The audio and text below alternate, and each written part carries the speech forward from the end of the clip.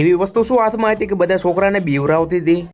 તો શું કે મારા ભાઈઓ, મારી ખબર ભાઈ વાડીએ પડી અને બધા ભાઈઓ બહેનોને ગુડ મોર્નિંગ. અને ભાઈ આપણે આવી ગયા હતા વાડીએ ચણા જોવા અને વાડીએ પહોંચ્યા હતા તો ભાઈ વગર વાંકે ડુંગળીને ઉખડ નાખી. ભાગો ભાગો ભાઈ નકર દોબા મારશે. અને પછી ભાઈ આ જયું એમને WWE ની ભાઈ રિંગ બનાવી અને પછી ભાઈ આપણે રિંગ ટપીને અંદર આવતા રહ્યા. પછી જયુને કીધું ભાઈ ચાલ આવી જા બાજવા માટે. અને આ છે ભાઈ દેશી ટમેટા અને આ છે દેશી રીંગણા. અને પછી ભાઈ જયું રિંગ ટપીને બહાર ભાગી ગયો અને પછી ભાઈ હારવાર જાદુ અને આયુષ્યને બી ફાટી રહી હતી. પછી ભાઈ મારા હાથમાં આવી ગયું ભાઈ રીંગણાનું બચ્ચું.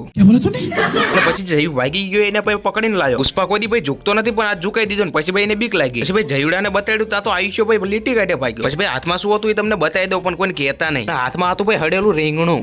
कैसे कैसे लोग रहते हैं यार यहाँ पर. પછી મેના રાણે લઈને નીકળી ગયા ભાઈ બીજી વાડી. અમે વાડી આવતા ભાઈ ગ્લાસ થી પાણી પીતા છે પણ આપણે તો દેશી સ્ટાઇલ છે ભાઈ. ये बड़ी अच्छी बात कही है. આયુષ્ય ભાઈ જીસીબી પાસે જતો રહ્યો ને અમે ભાઈ પથરો હાથમાં લઈને જીસીબી પાસે જતા. પછી અમે ભાઈ જીસીબી પાસે આવ્યા તો આયુષ્ય ચાઈ ભાગી ગયો. मगर क्यों. અને પછી અમે નીકળી ગયા ભાઈ ઘરે જવા માટે. तेरा तो गेम बजाना पड़ेगा. પછી આયુષ્ય ભાઈ ગાડીમાં બેહીને હલવાઈ ગયો કારણ કે હવે તો ચે ભાગી ન હોય કે.